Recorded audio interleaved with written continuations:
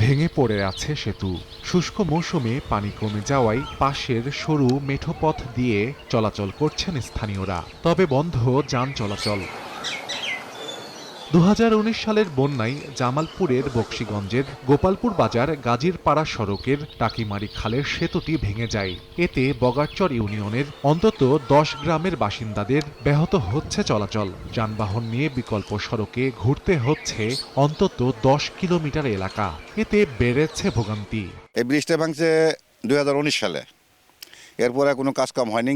যথেষ্ট পরিমাণ ভোগান্তি হইতেছে। বন্যার সময় তো নৌকা ছাড়া আর কোনো বুদ্ধি নাই। পরীক্ষার সময় হলে যাওয়ার সময় দেরি হয়, তারপর বিভিন্ন ধরনের এরকম আর অনেক সমস্যা হয়। যাত্রী নিয়ে আমি 2 দিন এই জায়গায় সমস্যায় পড়ছিলাম। এই ব্রিজটা হলে পরে আমাদের অনেক উপকার হবে। অনুমোদনের জন্য প্রস্তাব প্রেরণ করা হয়েছে।